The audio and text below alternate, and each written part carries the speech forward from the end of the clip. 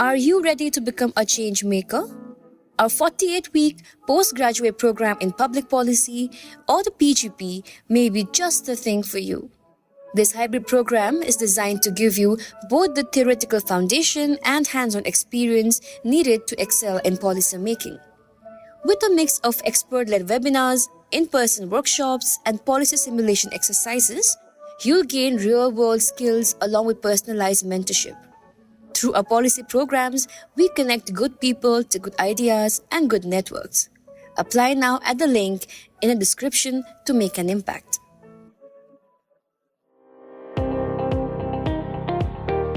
Welcome to All Things Policy, a daily podcast by the Takshashila Institution.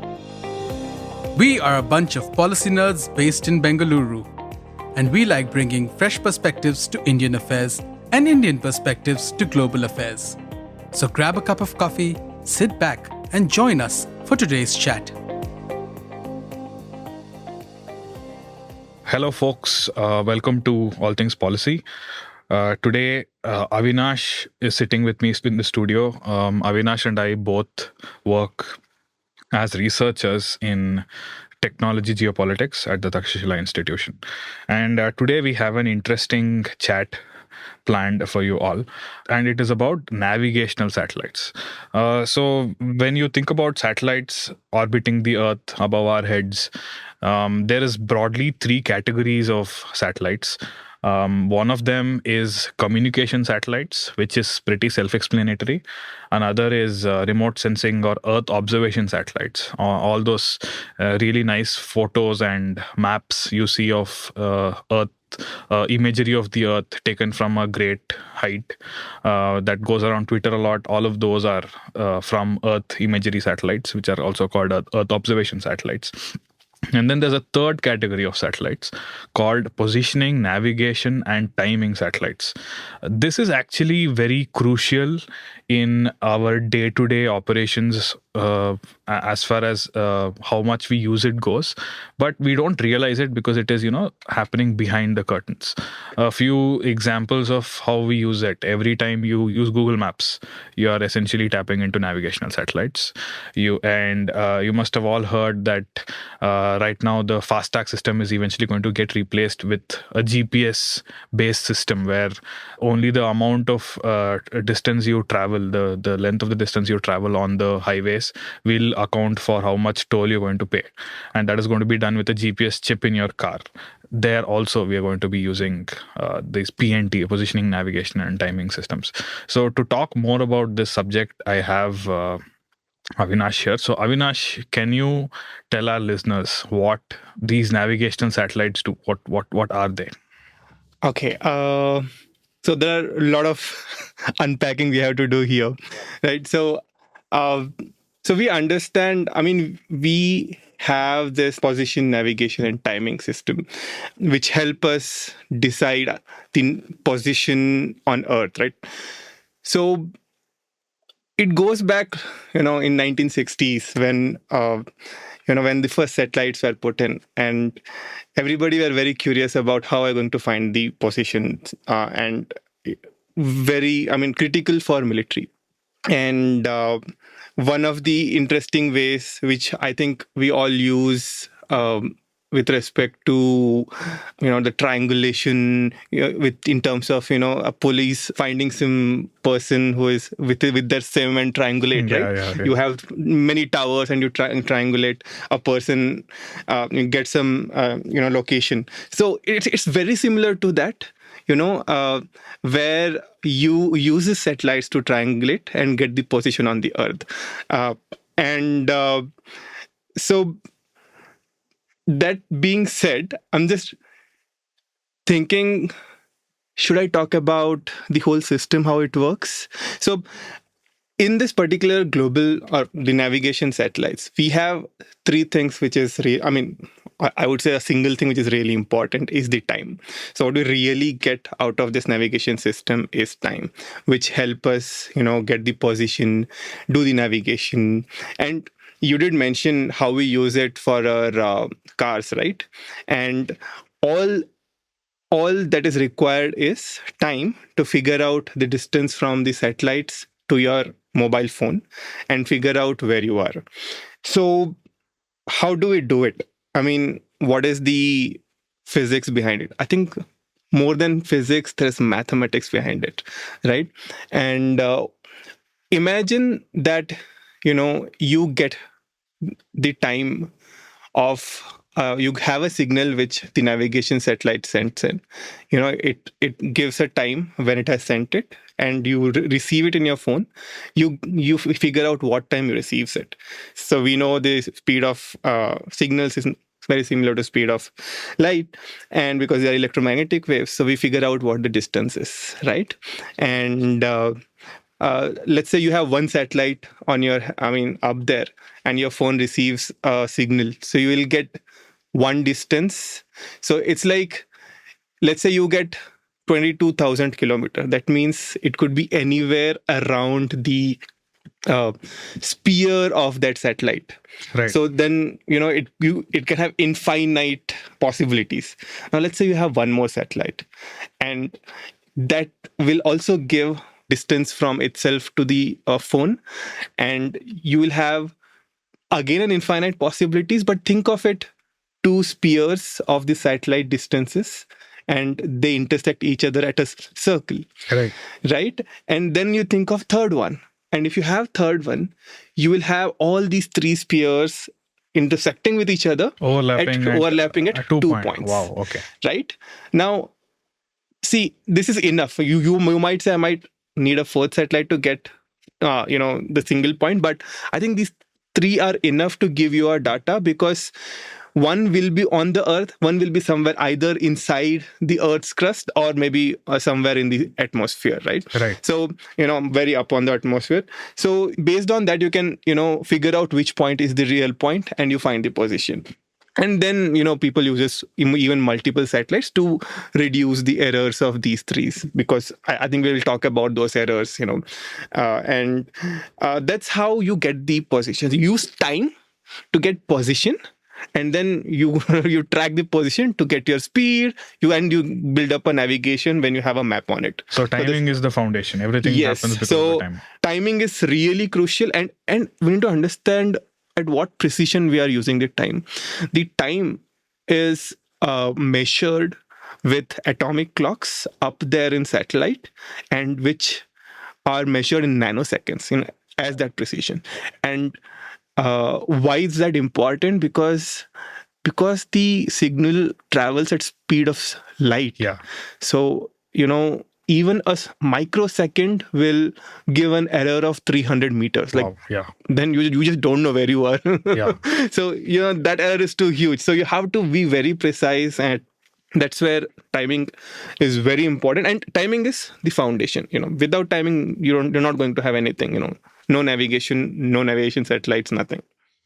Wow, this is very interesting, and especially I really like the way that you linked it back to something that we all know, which is that speed into time is distance, and just using that formula that all the third year school kids learn. We have used that, something though fundamental, to come up with something so incredibly innovative. So Avinash, coming to the uses of this application, we know the ones that we all use. We use it on our Google Maps, for instance. What other things are essential and depend on these PNT satellites? Yeah. So when we talk about P, N, and T, that is position, navigation, and timing, right? So navigation is being used by common people or the civil community a lot, right? We use it in our phones, we use it in our cars, we use it in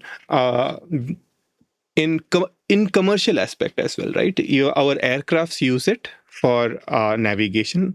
The ships use it to navigate. I mean, they no longer need a compass now, right? I mean, they know where they are exactly, and they know where to head, which is very modern way of navigation, right? And it is also very much used in various different sectors, like in agriculture, where the precision is very important. Not only agriculture, but manufacturing, right? Where you want to automate So, for example, I'll tell about few sectors other than the transportation, right? We have mining, we have agriculture, we have. Okay, let's take this two. So, when you are automating a machine to do a particular task, it needs to know in which form it is, what it has already done, which area it has already covered, which area it has to cover, what speed it has to attain, what direction it has to go. So what really it is helping in is a task which needed a human and his intellect. You are just automating these machineries in such a way. And not just these two, there are multiple sectors which uses this automation to increase the productivity now. And this PNT system, or the or the navigation satellite system, has helped us a lot in making these sectors very productive, right? And in many ways, some economically and so. That being said, it has also been used in surveying. Uh, so we have this Google Earth, right? I mean, the whole uh, Google Earth is only possible because of the navigation system. Because when you talked about two kinds of satellites, so navigation and the Earth observation. And if you really club them together, you get a whole application where you can map, where you can define where the mountain is, where the water is, how deep the water is, and you can build a whole realistic map. I think that's been happening for a long time, and that has its own application altogether. You can have land record, you can have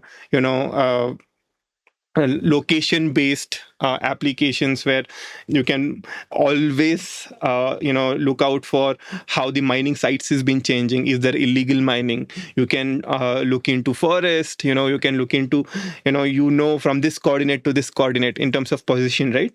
There was forest, and if it is anywhere reducing, you can catch it, right? So in those ways. But these are something which we can envision, think of, right? But there are very crucial application which I was very surprised when I got to know about it, is how we are using the timing aspect itself, not to find position and do navigation, but for total different application. For example, we use it for our power grids. So we use time to synchronize power grids. Now, in this era where we have, what do I say, interconnected, systems, and they rely on precise alignment of frequency and phases, and that's where timing comes into picture.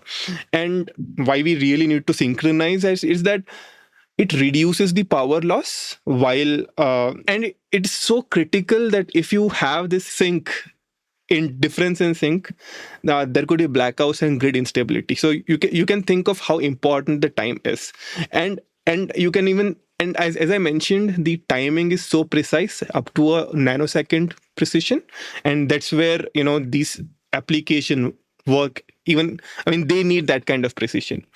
Other two examples, it's a single sector. It's a financial institution who uses this timing. And one is, it is used in time stamping the transaction in, your stock market. I don't know if you have seen how fast the stock market moves, right? So here it's been used for time stamping trades in stock markets. And it all ensures the order of sequence. It helps provide audit trails and which is required for regulatory compliance. So it is compulsory as per SEBI regulation that you need to use GNSS timing for timestamping, right? I think it's specific to GPS, but yeah. So again, that's one of the navigation system, right? And this can lead to and this helps keep the trade smooth. But if you really take out the timing out of it, and it's going to create a lot of chaos. You have legal disputes over trades, you have invalid and rejected transactions, and so you can just think, these are the applications we never thought of, and how profoundly, the timing. And I don't know, in future, we might figure out where we can use this timing as, where it's really required, and, build up new application out of it. I think this technology is like, I don't know, 60 years old now. I mean, we really see the first envisioned version of this. But yeah, I think, yeah, these are the applications I can think of. So figuratively speaking, you're saying, just how we all have in our homes, we have a wall clock at some point that we all look up to, and that's what our life revolves around that. We wake up, we look up at the clock, and we decide our. So figuratively speaking, the whole world is looking up at the clock, which is a PNT satellite, Yes. and coordinating all of its activities. Yeah, right. I mean, we can even go back to that old era when we used to have that clock in that, I don't know, one place in the city, and everybody used to look at the. Exactly, yeah. Like a clock tower in the sky. And without that clock tower, everything would go awry. There would be complete chaos. Yes. Everything would break down. And it is amazing that we have figured out a way to do it with satellites, because it's like you need it to be at such altitudes for everyone to be able to access it and take advantage of it. And and so in a way, this is just humanity using time better and better. We started off with a crude understanding of time based on the position of the sun and the position of the earth and seasons. And that was probably, the error rate was like a few weeks off, probably, even if you look at ancient calendars. Correct. Now we have achieved nanosecond level precisions using atomic clocks and satellites of all things. And that's a fascinating journey of humanity's use of time in itself, which is very fascinating. So, since you mentioned that an absence of this, timing is going to wreak complete chaos over all of our economic activities and other activities, I would imagine that, there are ways that countries have safeguarded against these risks. And I presume, you can correct me if I'm wrong, this is one of the reasons why each country which has good space technology tries to have its own timing satellites. Otherwise, everyone would be just using GPS, but instead we have a few. India has Navik, China has Beidou, there is QZSS from Japan, Russia has GLONASS, I think, and there's Galileo from Europe. So there are quite a few of these systems, and there are redundancies built in. So can you talk about that a little? Yeah, I mean, I think till 2000 we had only GPS as the major. I mean, even GLONASS was there, but not much adopted worldwide. So because we are so much interconnected or so much reliant on this technology, I think it'll take good amount of time to imagine what could be the consequences of not having GPS, right? I mean, think of it. Not only, so it'll not have much influence, or if you lose your GPS signal in your car, because you will find a way to go back home, right? But think of it in terms of military actions. You don't want to bomb a civil but might be want to bomb a terrorist site. Think of it in global navigation. Think of these ships in the deep sea ocean and they lose their way. I just hope they know how to use compass, but because if not, then they'll just lost. Yeah. And think of it in future. Tomorrow, if we have autonomous vehicles, they will be using GPS. Yeah. And, all the autonomous vehicle machineries, it could be industry machineries, it could be, these domain-specific machineries, they will be of no use by themselves. Just have to have human intervention at that point. And these will affect in a huge way, right? And I think we talked about the toll system. We are integrating this. And okay, chalo, this is again, at a level where it can be mitigated and managed in some way, right? But think of this financial institutions, who would rely on this. Think of the power grids. That will have a longer consequence, issues if redundancy or the mitigation steps is not important. For example, it's one of the backup for this would be to have ground-based timing system. But the thing is, it's very easy to access GNSS timing, but it will be so difficult to have a ground-based terrestrial this thing. And these geopolitical, so as I mentioned, there could be a lot of consequences because we are so much connected to this technology, not only just the civil population but also commercial companies and the government and military, all of them, right? And I think the geopolitical risk have put in, as you mentioned, other countries have taken up, and I think we have few stories based on which, I think both for Navic and Baidu, even though Navic story is something we hear about it, but we are not sure if it is true or not. But I think during 1999 Kargil war is what many people says, that the GPS was denied.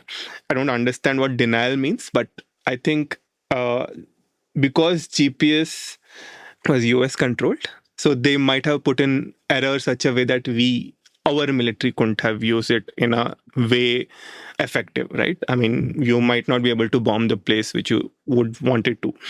And that created a notion for having our own navigation system. And that's where India moved. I think early 2000s, that decade, we started, planning Navic. And I think we have already 4 satellites up there, and I think 3 more to follow. Very similar story on Baidu as well, where I think it's a 1996 story where PLA suffered. It's called Taiwan Strait Missile Crisis. So what happened was their missiles literally fell off to a random, way off their striking. It was more of a warning sign, but it just didn't give the warning which they wanted to give in that Taiwan Strait. And they knew it was the GPS which let it happen. And after that, they just cannot rely on the foreign technology, and specifically in navigation, because it's so critical for military. And they started their Baidu program. And I think 2020 they have their full global navigation system. And I think Galileo was also in a similar lines, where they didn't wanted to give that control of the technology to someone else. And there are a lot of stories based on which the different satellite systems have come in, and these are few of them. Yeah. Wow. Okay. And this, given the a lot of today's technological advancement doesn't happen on the ground, it happens in space. And so someone once said that what makes a modern military is that it has space assets. And it relies on space assets and relies on using that technology to better its operations on the ground. And the timing and positioning and navigation satellites are definitely a big part of that equation. And it is impressive that China has managed to create a global navigation system, because I remember even Navic is a regional navigation system. It has a range around India up to 1,500 kilometers from the Indian borders. Yes. And so it covers that region well. But Baidu started off as a regional navigation system, and now it is global, and that is something that is they have made very quick progress on this, right? Yeah, I think Baidu, I think they call it BDS. So BDS 1, so they have 3 phases. BDS 1 was more of an experimental, which starting during that 1995, 1996, and where they tried out different technologies. BDS 2, the regional, was where they had few geostationary satellites. And so I think they got it up in, again, 2 to 3 years of time. But very interestingly, the BDS 3, which is a regional one, which I think almost have 30 satellites, and they just had all the 30 satellites in that 4-year period, and it's very quick. It's very quick. Think of, if you really compare other countries, I don't think any country is sending out satellites at least the navigation satellite, because navigation satellites are huge. Do I have a comparison? It's like I think it weighs more than a ton, and maybe a room, I don't know, a single bedroom big. Wow. Maybe. Okay. It's huge. So It's not like those Starlinks which you can just send out. to give a comparison, a Starlink is as big as maybe a car. But here we are talking about an entire, like small, a house-sized satellite. Yes, it's huge. Wow. Okay. And so And typically, I mean, something like Starlink is only at a 500-kilometer yes. altitude. These have to be sent much farther away. They have to. I can talk about how far up these satellites are. So if you see GPS, GLONASS, Galileo, even BeiDou, so most of these global navigation system have satellites in middle Earth orbit, which is around 19,000 to 23,000 kilometer up there, right? And so it varies. GPS is in 2022, GLONASS is in 23, and so BeiDou has a lot of its satellites in that strip. But there are also geosynchronous and geostationary orbits, satellites, which are there, which is almost at 36,000 kilometer. So BeiDou has a few of them. I think BeiDou has this because it wants to have its regional precision very high. So it wants a lot of satellites just above China. And Navic uses, the global synchronous and global stationary, because I think it's the regional one. It doesn't want its satellites to go anywhere else, above India. So these are the three different kind of satellites which is used, satellite orbits, which is used for navigation satellites. Avinash, I had another question. So we hear that at least in the navigational realm, India has Navik, which is the PNT satellites, but India also has something called the Gagan, which is called a space-based augmentation system. Yes. So can you tell our listeners what these two... So every technology comes with its own pros and cons, right? If you really see, the navigation satellite uses the electromagnetic signal, right, or the radio waves. And this radio waves has to travel from 22 or 100 kilometers, 1,000 kilometers to down to earth to the user. Now, what happens is there are a lot of errors which comes in. Errors related to, let's say, could be the atmospheric error, which is usually happens in ionosphere and stratosphere.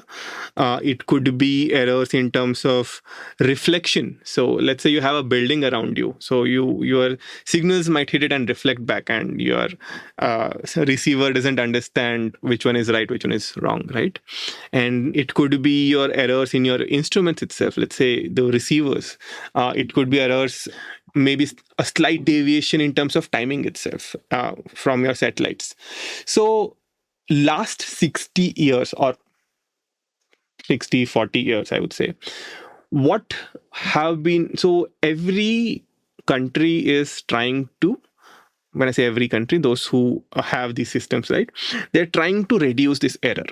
And to reduce this error, multiple ways have been adopted. So let me, go back to the positioning thing, right? So what will happen if you have errors? So how will you figure it out? One of the very easy way is, okay, I need only 3 satellites, signal from 3 satellites to get my position. But what if it has errors? How are you going to solve it? So you will take signals from 4th, 5th, 6th, whatever you can see up there. You get their signal and try to see if all of them matches. And if not, then how the delta error is in every of those, so that you figure out the error and try to reduce it. That's like very crude way, and it does solve error in a large extent. But if you need precision at a level of centimeters, right, what you do is you calibrate. I think that's the word. You calibrate. Right. So how would you calibrate? So you have a position on the ground, which exact latitude, longitude, and altitude, let's say. Right. And then you receive signals from all these satellites and you match and you figure out what the error is. Now, what you're going to do is once you figure out the error, you have to give this information to the user saying, you know what, with this atmospheric condition, with this, the error going is this, and you have to send it to the users. Now, there are two ways you can send this error information to users. One is the ground-based, one is the satellite-based, space-based, right? And the ground-based is like, okay, you have a transmitter there on the ground and you send it to everyone saying, okay, at this position, we are finding this is the error, and you correct it based on, you just apply this delta and you look at the location. Okay. A location, I think we are able to achieve around centimeters level precision. And that is very specifically used in airports, because there you need a very precise location, because it's been used, it's used for landing, because to need to know exact altitude while it's landing and exact location, direction of, to align it with the airstrip. But then comes but then ground based is limited with your transmitter, right? But if you have to do it with every other places, let's say you have to use it in a missile, you won't be having those ground based in the places where you want to hit. So for that, what you do is you have additional satellites. Now these additional satellites, is what they do is they send in these corrections. Additional information will go. So the receiver not only receive the GPS signal, but also those correction signals from these satellites who communicate these deltas. And that's how you get these. So this satellite-based augmented system is augment or make the make the position more precise by giving those errors, which is done by got from that calibrated ground station which we know the position of. So that's how the augmenting system works. So I think space-based augmenting system are called SBAS, and GBAS is called the ground-based. Okay. And I think everyone has it. So even US has its own SBAS for its own GPS, right? It's called WAAS, Wide Area Augmentation System. And then Europe has one, Japan has one. I think Japan's is so QZSS, which is the regional navigation satellites, is a byproduct of their SBAS. And then India has Gagan. And I think there's one with Australia and New Zealand called these Southern Positioning Augmenting System, Southband. Right. But then interestingly, there are SBAS for different, these are for GPS, everything I mentioned. But China has their own SBAS called BDSPS. And then Russia has its own SBAS based on their GLONASS system. So, yeah. So at the end of the day, these are the tools which gives very precise position for very critical applications. Specifically, the whole SBAS thing was originated or created based on the aircraft navigation, airport, operations of this aircraft. So this is why we really caught this system up there. Yeah. Wow, okay. I mean, seeing how critical these technologies will be, let's hope that the Navik satellite system becomes fully operational sooner rather than later. We think right now we are at a partial operational capacity. There are estimates which say it will happen by 2026, 2027, but I think those are very ambitious estimates. We might need a few more years to get a fully functioning RNSS system of our own. Correct. Any closing thoughts, Avinash, before we let our listeners go? I mean, the navigation satellite system is a very unique technology. The way the different application is coming in for this, to use this technology has been changing. It's evolving, and we just don't know, with we heading towards autonomous world where our car, aircraft, I think aircraft is partially anyway, drones are autonomous, and so we'll be heavily reliant on this. and there are a lot of effort happening to have that technology sovereign. I mean, where countries are trying to either have close relationship with US so that they can get GPS, or have their own, those who are capable, right? Either, for example, India have its own. So yeah, it'll play a huge part in our high-tech geopolitics, and we have to keep track of it. Well, this was a very interesting episode. I hope our listeners had as much fun as I did while I picked Avinash's brains. Thanks, Avinash, for your knowledge and time. Let's chat again soon. Welcome. If you liked our show, dive into Takshashila's research on technology, strategy, and economic affairs. Check us out at our Twitter handle @Takshashila INST or our website takshashila.org.in.